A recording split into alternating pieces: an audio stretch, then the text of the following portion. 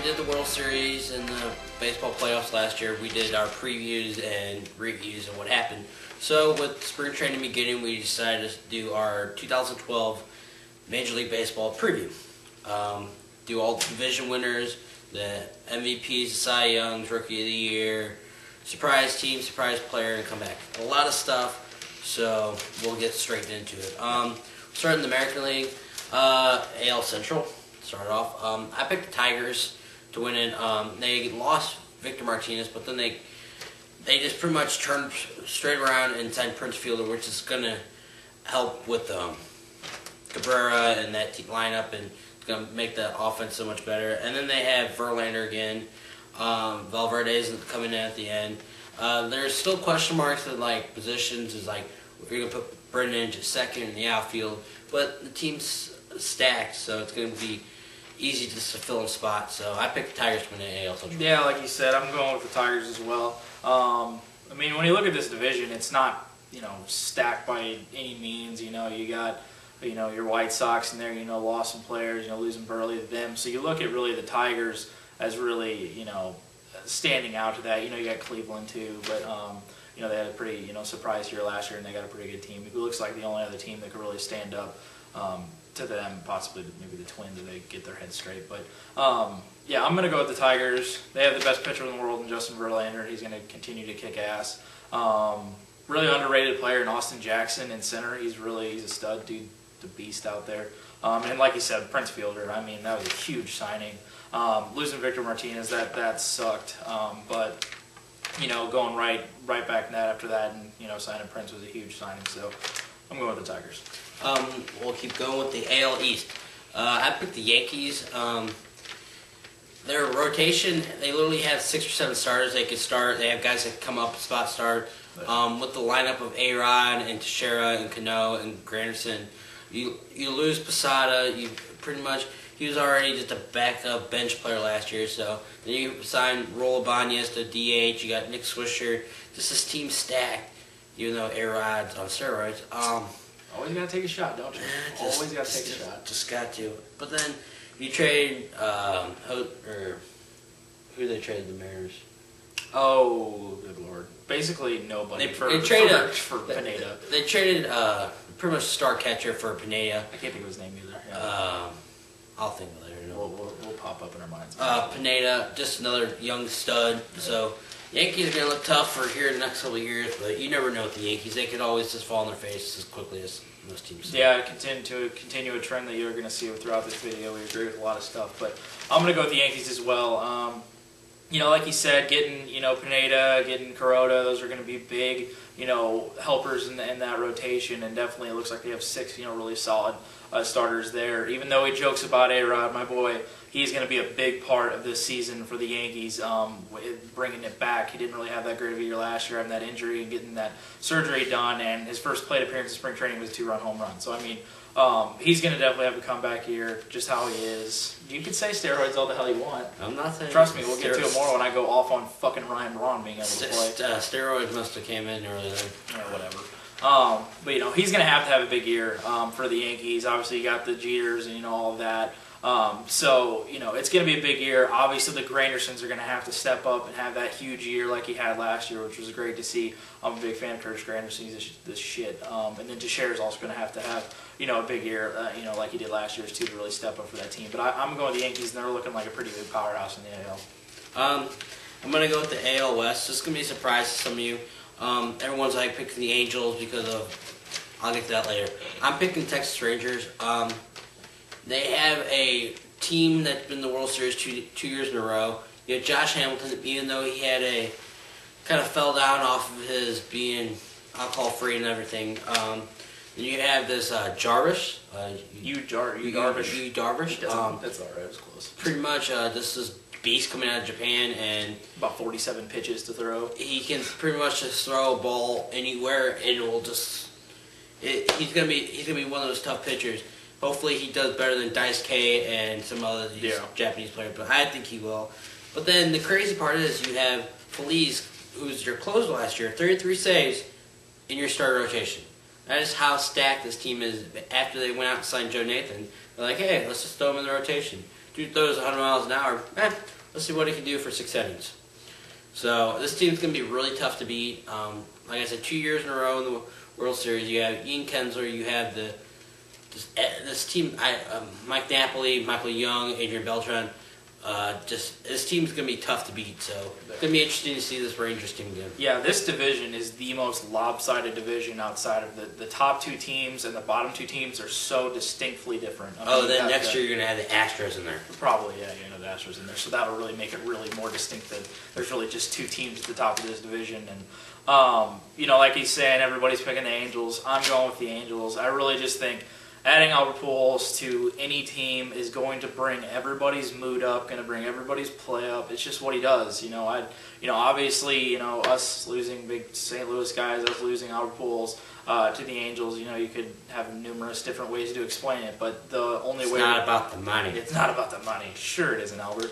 But you cannot disregard the fact that Albert Pujols is one of the greatest baseball players in history and will definitely go down as potentially one of the top baseball players in history. It's just what it's going to be. And when you put him into a lineup, he makes everyone better, and he's going to try and help out everybody to make everybody better. He's going to make all those young guys better, and it's just what he does. Also adding C.J. Wilson, like we said, that's a big acquisition on top of the amazing rotation they already had. Jared Weaver, Santana, Dan Herron, it's just ridiculous. But just like I really look at the Angels and the Rangers, they're really identical. They have, I would give the lineup definitely to the Rangers, but it's kind of debatable who would you give the rotation to. I would probably lean towards the Angels, but it's going to be a heated battle all the way through, the summer into the fall, but it's going to be great to see. But I'm going to go with the Angels. Since there's 2 wild cards that just went into play, so we went with 2 wild cards. My first wild card is going to be the Angels, like Jman just said. With Pujols signing, the C.J. Wilson signing, you have Urban Santana, you have Dan Herron, you have Vernon Wells, you have Torrey Hunter. Yeah. This team, Howie Kendrick, this team's going to be really hard to beat. But you also have to think of this team's really stacked. Most teams that are really stacked fall on their face really quick. Once one player becomes unhappy with this play or becomes unhappy with a certain person's attitude and ego, yeah. their egos are just going to start crashing. And that's why I don't see them win the division. Their team's really stacked. Like I'm comparing the Angels to the Philadelphia Eagles.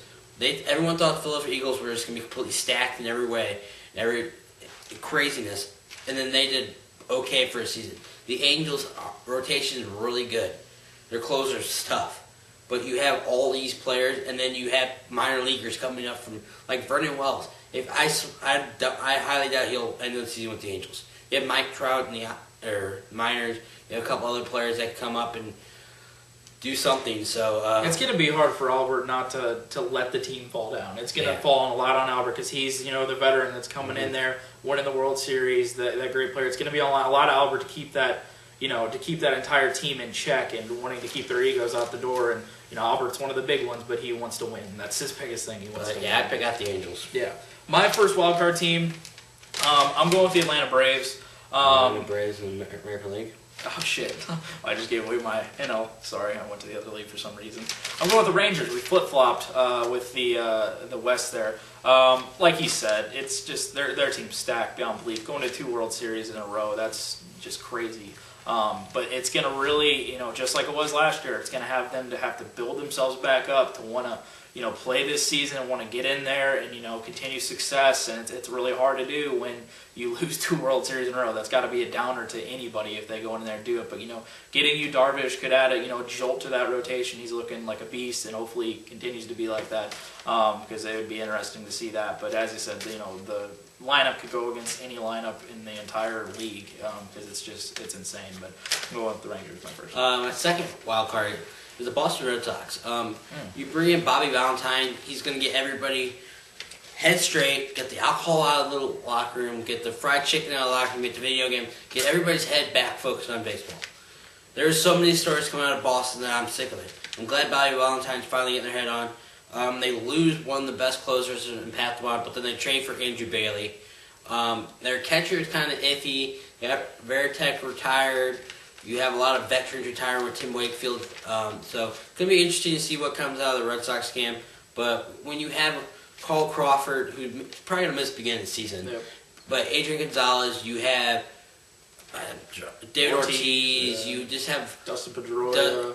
A whole season of him. It's just going to be Jacoby Ellsbury, just a lot of players coming together. So that's the Red Sox. Yeah, but they're going to have to make a definitely comeback. See, Quad came prepared. Quad did a little research this time.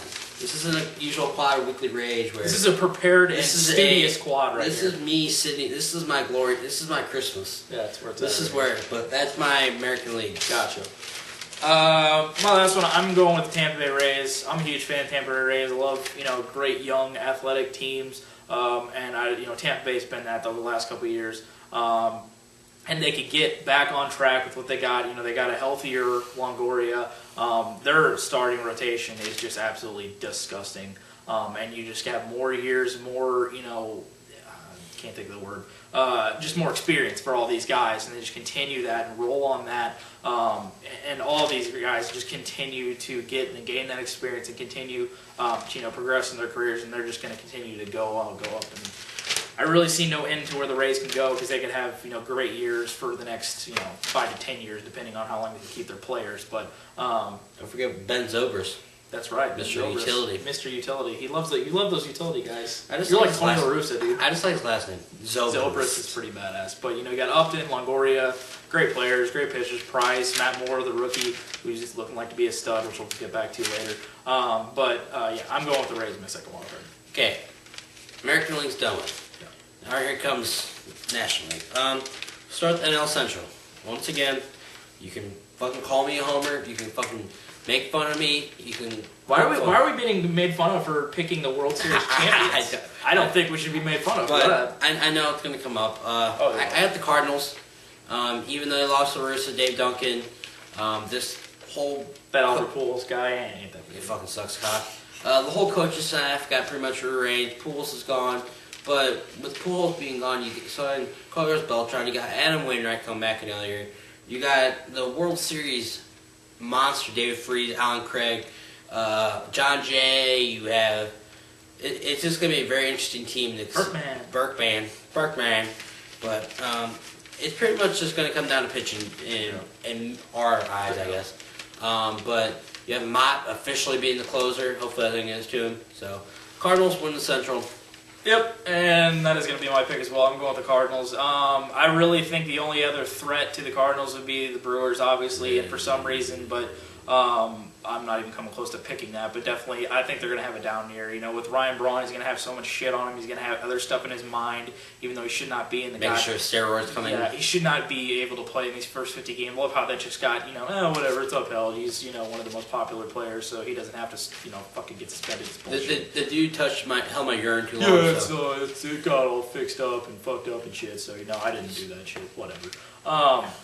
Yeah, I'm going Cardinals. Same reason, Quaddy was saying, it's going to be a lot about pitching, and I look for a huge comeback season for Adam Wainwright. I think it's so awesome we get him back. Obviously we lose out Pujols as a huge blow, but you're going to have guys that finally get opportunities to step up. You're going to see more David Freeses once Alan Craig gets back in there. You're going to see him really have that great season. Berkman hopefully can have that season that we had last year, but now the real veteran of this team outside of the pitching staff with obviously Carp, best in the world. Favorite pitcher in the world. That's what it is. Carp does. It's really going to revolve around that, and it's going to be really a lot on Mott too, because closing situation in St. Louis has been a problem over years past, and we need to hopefully get that solidified. That's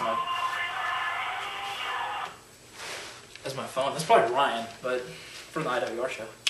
But yeah, it's gonna be big on the closer situation because we had a lot of problems with that, obviously with Franklin and all that shit that ended up happening. But Mott's gonna need to be that guy that can close shit out because we had so many leads. And so many blown games last season. It would have been a blowout. We would have had this division by a landslide if we would have got half of those wins. So it's going to be big on that. The runs will be there. Everybody's shitting on, the Cardinals won't be able to score runs because they lose Albert Pujols. Albert Pujols had a down year last season, people. He didn't, produce the amazing amount of shit that he does. He still had a great year to Albert Pujols' standards, but as far as, so we're losing all these runs and shit, I don't believe that. Hopefully Holiday could get his shit straight, doesn't turn into the dumbass he normally turns into sometimes, but I'm going with the Cardinals. And the long-winded answer. Okay, back to... Okay, ass, come on.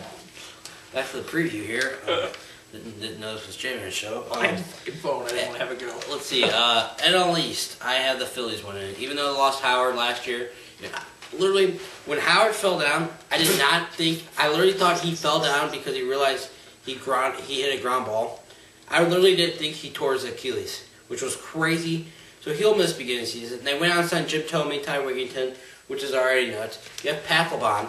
You have left field's kind of iffy. I see Juan Pierre starting out there, in my opinion. Maybe Eric Jr. probably going to help out at first a little bit. Yeah. Just his team's already stacked, and then you have like the veteran Thome coming back, who's going to be a big bat off the bench. Yeah. And then you have Ty Wigginton, who's another, like Jman said, I like utility guys that can help out anywhere. And he's also came from Colorado, so he has power. So, and with the rotation of fucking, let's see, Roy Halladay, fucking Cliff Lee, Cole Hamels. Then you have a couple of young guys, and you have Papelbon coming in and closing the door. Exactly. Who could really stop that? There's a couple teams that probably could, but yeah. Philadelphia Phillies won the East. Yeah, I'm going with the Phillies. Pitching. It's what it always has been. It's what it will be. Losing Howard for obviously the first part of the season is going to be a big blow. Mayberry probably have to come up and produce if they can really get it out of him. Hunter Pence is going to need to have a big first half with Ryan Howard out. But it's all about pitching. It's always been hard to stop them. They just have monsters at the top of their rotation, and it's just how it's going to be. Look for a big, hopefully a big season from Jimmy Rollins. Have a comeback there. You never know with that. But Chase Utley, obviously, he was hurt at the beginning of the year last year. Finally getting a full year, so he's going to be huge too to look upon there. But I'm going with the Phillies. NL West, I have the Diamondbacks. Diamondbacks were one of those teams that really nobody was really expecting beginning last year. Everybody thought the Giants, because of Buster Posey and all them, and the Padres really were kind of iffy. Rockies, you never really know what the Rockies, and Dodgers are just in a bankrupt situation and pretty much are going downhill. I have the Diamondbacks. They have a young rotation. You have Steven Drew coming back. First baseman is going to be Lyle Lurbay. That's kind of iffy. But then you have an outfielder, Parra, who won a Gold Glove last year, is sitting on the bench. That's depth right there, So you pretty much are just set. Kubal's coming in for power and offense. I don't know. It's going to be interesting. So That's the NL West. I'm going with the Diamondbacks. As he said, the young, just everywhere, just young, amazing athletic depth all around this team. Look for Ian Kennedy to have another great season. I'll get back to Ian Kennedy in a little bit when we get to talking about other stuff. But, it's just this team that just continues just like the Rays. I really compare like the Rays and the Diamondbacks are like kind of the equivalents of both leagues in my eyes. They have a lot of great talents now alongside having Uptons on their teams. But, you just look at the experience that they gained. They did lose in the division series, whatever, but they continue to get these playoff runs. They continue to gain experience and, get those big type games and get those big fields, especially with how young this team is down the road. And I think this year, too, it's going to start to help them out. And they're going to start to, get more comfortable in these big type games and towards the end of the season. And, this division's not really looking too stacked beyond belief, as he's talked about. The Giants are the only other ones that I could really see stepping up out of this, and obviously it looks like they could if having some comeback seasons from some other players. But I'm going with my boys, the Diamondbacks. Giants are my next first wild card pick. You have Posey come back, who's going to do catching at first base. You have Barry Zito, who had a big ass contract, who hasn't produced. You have Brendan Belt, who's going to play first when Posey's not over there. You have Pablo. You have Brian Wilson. This team's there. It just needs to all produce at once. Last year, you lost Buster Posey at the beginning of May. Early in the season. I can't really remember. So you pretty much are going to uphill battle from there. And when you lose one of your star players, no matter what team you have, no matter what depth you have, if you lose a very young guy who's pretty much going to be the face to your franchise for a while, you're screwed. Oh, yeah. So that's number one for my welcome. Yeah, my first wild card, as I said, in the AL wild card on accident. I'm going with the Braves. Obviously with that big, falling flat on their face at the end of the season last year, losing that big lead they had in the wild card to our Cardinals. I'm thinking for a rebound season here. You got Jason Hayward, I think, is looking for a big bounce back season after doing really nothing last year. Craig Kimbrell, just a stud closer they got, who's just a monster. I'd really just look for this team to really bounce back and get on a roll here, and they got some young talent that they could really put in there and start to produce. So I'm going to go with the Braves getting the wild card. Second wild card. I have a team that I'll talk a little bit later about is the Miami Marlins. New stadium, new manager, bunch of new guys. It's going to be interesting. That's my second. I'll go more in depth later. So. Yeah, I'm not to shit on Quaddy's number 2 team, but a lot of people are picking the Marlins. He talked about with the Angels, I think this is the biggest cast of egos you could get on a team, whether it be with Hanley Ramirez, Jose Reyes, and the fucking coach. I mean, you look at, Ozzie Guillen, he's one of those guys who's always brash and cocky and arrogant and wants to, get out there and win. He's a great coach, but it's the way it is. And, I have guys I love on that team. Josh Johnson's one of my favorite pitchers. He's the shit, and hopefully could have a bounce-back season. But a lot of people are picking them. If they could get it together, I think they'll be up there, definitely, especially being last in the division last year. But my second team, I'm going with the Giants. Like with what Quaddy was talking about with getting Buster Posey back, that's a huge, add, getting him back for the season. And look for Tim Lincecum, who just kind of had a not-so-great season last year, to finally get on the right ways there. You got Matt Cain, you got, he's a stud, Barry Zito, which actually didn't really have a bad year last year, just really, didn't play to the potential of the contract that he got. But look for that, rotation, which is pretty solid. Brian Wilson, who's healthy, right? Something like that, I think so. So Brian Wilson will be back there too, which is, obviously he's a great closer and all that stuff. But I'll look for the Giants to get back there and get that second wild card. Okay, after all that fun and exciting stuff for division, yes. Now we're going to go more individual awards. Comeback player, my comeback player is going to be Sean Figgins from the Seattle Mariners.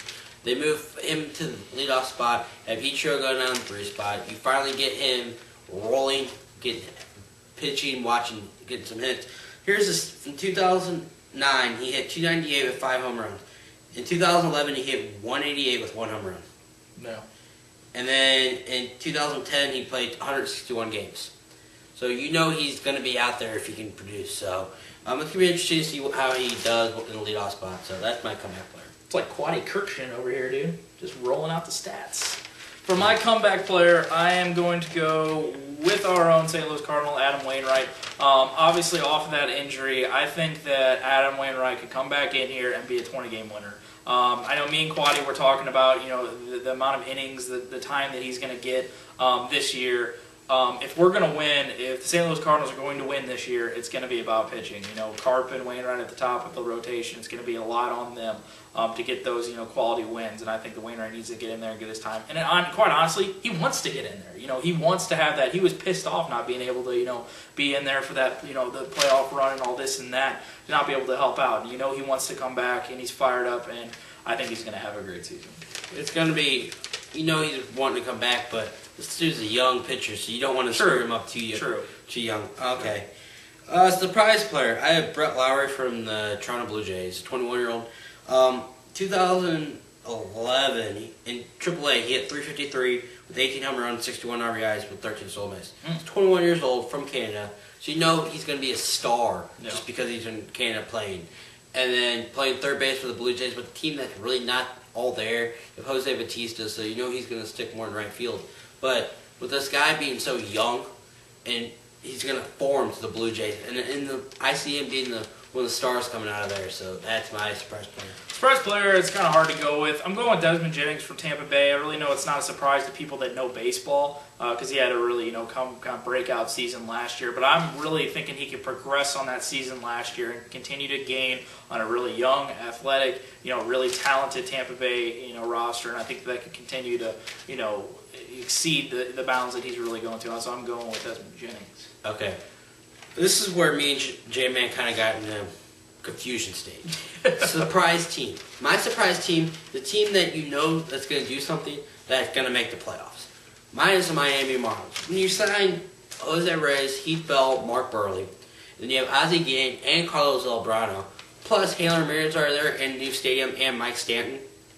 Gabby Sanchez. I don't know if I think Mike Stanton changed his name. I could be wrong. Did you really? Yeah, I could be wrong. That's weird. But just all of them there, and I know the Eagles are going to be there, and I know Ozzie Guillen's going to help with the Eagles being twice as big. But when you're in the NL East and the only really strong team is 2 teams of the Braves and the Phillies and the Braves fell on their face last year. Gotta lean towards that, and their new stadium and everything. So that's my surprise team. Surprise team for me, as you were saying, we're kind of confused here. I'm going with just a surprise team that could surprise some people. I don't think that, I think Miami, as far as statistically and standings like it was last year because they were in last place, I'd classify that as a surprise, obviously, coming up. To me, I'm thinking of a team going into this year that nobody in their right minds would be like, holy shit, that really surprised me that they made a playoff run, this and that. I don't expect this team to make the playoffs, but as far as a surprise team, I'm going with the Washington Nationals. Yet another kind of young team that has some veteran presence on this team, like Ryan Zimmerman, and goddamn, I can't think of the outfielder. Jason Worth. Phillies, Jason Worth. I can't think of his name. Getting Zimmerman locked up to a long-term contract. Strasburg, who knows what happens with him? This phenom that we've seen just glimpses of, and obviously with the injuries, you get more on that. Got a great closer, so I mean. His team could end up doing some, Jordan Zimmerman. Exactly. So I mean, they got a lot of talent on this team, and it's a really up and coming team that could possibly surprise some people in 2012. Okay, our rookie of the year are guys that are likely to win the rookie of the year. Yeah. There's so many rookies coming up that we don't really know, and there's no list, and this isn't wrestling, so there's no spoilers. So we don't really know what's going to come. I want to find the hard ass last year that picked Craig Kimbrell. That's what I want to find. I want to see where he the fuck pulled that name out. Yeah. And guys that, like us, have other jobs, and this Can't is sit there and play little. no, this isn't our daily job. So exactly. Thanks, guys. Keith Law, you faggot. Our AL rookie, my AL rookie of the year is Matt Moore. In Double-A, he got 8 wins, 2.21 ERA, 131 Ks in 18 starts. Stats. And then Triple-A, 4 wins with a 1.3938 ERA. And then in the playoffs, he looked like a beast. So, and he pitched to the Rays, which is going to be good. So, that's my AL Rookie of the Year, this guy coming up. AL Rookie of the Year, I'm going with Matt Moore as well. This guy is just looking like a stud and just coming up on a young rotations of studs. And he's just going to continue to progress and learn from all these guys. And he's going to be in a successful winning team and a winning situation. So that just wants you to continue to progress in your career and continue to get better. And I look for him to have a really solid year as a rookie on this group of just young, talented pitchers. NL Rookie of the Year. Once again, this is a dude that everyone's been talking about is Bryce Harper. I literally think he's going to do it, but I don't know how long he's going to be in the majors for. Yeah. The stats, single A last year had 318, 14 home runs, 46 RBIs with 19 stolen bases. In Triple A, he had 256, 3 home runs, 12 RBIs. That's a lot of shit that I just threw at you. Young guy, he's 20 years old, younger than me and Jman. It's crazy, like we were talking about, how guys can be that young still making it to the majors. But this dude looks like a straight beast, and Davey Johnson, the manager, is giving him all props to win the starting job. So it's going to be interesting to see what comes out of it. Yeah, with everybody, if every rookie got equal time, Bryce Harper would win the NL Rookie of the Year. But I don't actually, I'm picking Bryce Harper because if he gets in there and has his, reps, as you would say, a football term, but has his opportunities to get in there and play, I think he could win because he's, just an amazing, talent and amazing just stud he'll basically be. But I really think they're going to have that kind of, that Craig Kimbrell effect. You're going to have a guy that just comes out of nowhere that nobody could have predicted, nobody could have thought of, that'll probably end up winning this. Outside of, like we were saying with Matt Moore, he looks pretty, solid as getting, opportunities and being able to play a lot, but it's probably going to be somebody that comes out of nowhere. But as far as, potential, getting in there, getting the time, in the majors, I would go with Bryce Harper as well. Okay, we're going finally to the Cy Youngs, and then we have the MVPs, so we're almost there. AL Cy Young. Oh, if you made it this far, thank you. Good job. AL Cy Young is Jared Weaver. 29 years old last year, had 18 wins, 2.41 ERA, and 198 Ks with the Angels. And after we said about the Angels signing everybody, he's not going to be the main focus anymore. He's finally going to maybe bump down that he may be their 4th starter. Which could actually help because he doesn't have a lot of focus on Which could help. And Jared Weaver at 4th starter, nobody would ever thought that. So. That's insane. Jared Weaver win the AL Cy Young Matters. My AL Cy Young winner is going to be a 2-time champion now with Justin Verlander. I just think he's the best pitcher in the league. He's just a fucking machine. And he's just, when you could just throw what Justin Verlander could throw at you, it's scary. It really is. But I'm going with him. He's going to be on a winning team. You know, he's going to have that aspect going for him, being on that, you know, thing, winning the Cy Young and the MVP last year. He ain't going to win no MVP this year. I don't think a back-to-back, that'd be just insane. But I'm going with Justin Verlander. I just think he's just the best in the world right now when it comes to just pitching. He's a beast. My NL Cy Young is Doc Holliday from the Phillies. Won 19 games, 2.35 ERA, with 220 Ks. Once again, this dude's probably one of the best pitchers you'll see in a long time in the baseball period.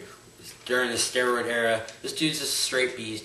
He's with the Phillies, so he has a roster around him. He has good rotations, good closer this year, and he's finally getting back to the form he was with the Blue Jays. So yeah. I see him succeeding once again. Even though I didn't pick one of the homeboys, it's gonna be tough to knock him off. Yeah, it'll be another great year for Holiday as usual. I'm actually going with one that might surprise some people that aren't, you know, typical baseball know-it-all kind of people. I'm going with Ian Kennedy from the Arizona Diamondbacks. You know, looking back on, you know, Clayton Kershaw, which is another name we need to say. He's an absolutely amazing pitcher.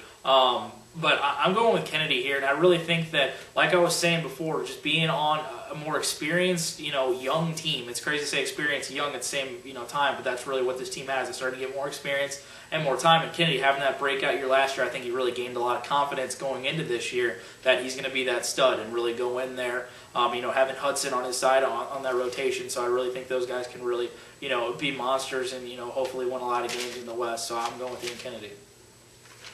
Almost done. MVPs. My AL MVP is Miguel Cabrera from the Tigers. Dude hit 344, 30 home runs, with 105 RBIs in 161 games last year. Yeah. And then they moved him to third base, and they bring in another bat behind him. You know, either his stats going to go up or they're just going to be even. No. So with the guy doing that last year with no protection behind him, really, you can't go wrong. So. He had Victor Martinez, but True. Little Prince Fielder is a little more tough, so that's my L MVP. Much love for Miguel Cabrera. I'm a huge fan of Miguel Cabrera, but he's shit on, you can't make the transition back to third. Bullshit. Watch him do it, because he'll do it. And he'll have a great year, like you said, with Prince and everything. I'm going with one where Quaddy might punch me in the face, but it is what it is. He's going to want to prove to people that he is still the best player in the world. He's going to want to prove to people that all this shit that he didn't do it for the money, but he did do it for the money. He's going to want to, you know, help out his team, do all this and that. I know you want to kill me, but I'm sorry. I don't know who you speak of. I'm going with Albert Pujols. Fuck you. AL MVP. Dude. He's going to want to prove that he's still the same guy. He's going to want to prove that he made the right decision. He's going to want to prove that he's the shit. It's just what it is. He hates to lose. It's just Albert Pujols. We've known it for 10 years. He wants to go out there and prove people wrong to the fact that, you know, you should have stayed with the Cardinals. You know, you should have did this and that. He's going to want to go out there and prove all those people wrong. I look for a huge season for Albert Pujols. Yes, I know I said that in St. Louis, but it's not about the money. Yeah, that's a total lie, Albert. And don't bring a religion into it. Like, I'm so religious. It's all about money. It's a greedy asshole, Jesus dude. will lead me. Last time to the angels. How predictable. Oh God. I'm not. Dude, I burnt his jersey. So. Well, I'm not. You know, it's all cool. Okay. We're going to the NL MVP where the real boys play. High five. Nope. I know we're doing here, but I have Matt Kemp winning it again. Or not again. He should have won last year. Yeah. I'm pretty sure he didn't take steroids. He has a whole Dodger franchise on his back. He has to carry that whole thing, no questions asked. He hit 324 last year, 39 home runs, 126 RBIs, 161 games. When you go out there and play at least 160 games a year, back-to-back days, after road trips, at night games, at day games, after night games, your body's going to start aching. I've never done it. I probably will never. I'm too fat. So, when you have a dude that comes out and does that, it hits 324 and should have won the MVP, but lost it because some fucking retard was on steroids, fuck you. Matt Kemp should get last year, this year, and the following years, all because of that bullshit. So, Matt Kemp's winning the NL MVP. Yeah, Quaddy just said it for me. Matt Kemp's the shit, and Matt Kemp is going to win the NL MVP. Fuck Ryan Braun. You cheating asshole. And yet, no attention goes to Matt Kemp. It all goes to Ryan Braun. He had a great year. Led the fucking Brewers to the playoffs. I think that's one of the most bogus bullshit thing for voters, for the fact that players that are on, it's not their fault they're on a shitty team. They're obviously producing. Did you just hear the fucking numbers that he just said for Matt Kemp? Most valuable player, not player on a winning team. Most valuable player. Matt Kemp is the best player. He should win the MVP. It is what it is. I just think that it's horseshit that you have to be on a winning team to be able to win the most valuable player. I understand most valuable to help the team, and you get the fucking WAR stat, the wins per replacement, or whatever the fucking stat that is that people want to bring up and bullshit. It's horseshit. Matt Kemp should have won last year. Ryan Braun should have been stripped. He shouldn't be able to play 50 fucking games this year. He should be out for those first 50, but he's not. Fuck that, whatever. You should have that one. He's going to win this one. Matt Kemp is the shit, and Matt Kemp will win the NL MVP Pizzle. My opinion, they should block out all the names on the ballot, put player A, player B, player C. You just look at stats. Sure. Don't look at where they play. Don't look at what division they're in. Don't look at who they faced, who they played with. That is what they should do. Because if you look at the stats, Matt Kemp should have won last year. No question that. But since Ryan Braun sucks a cock and takes steroids and let Prince stick it up his ass, that's how he won it. So that wraps this bullshit up. I'm very pissed off right now, so may feel rage coming on here. But I hope to God not. That's Jman. I'm Quaddy. Peace out, guys.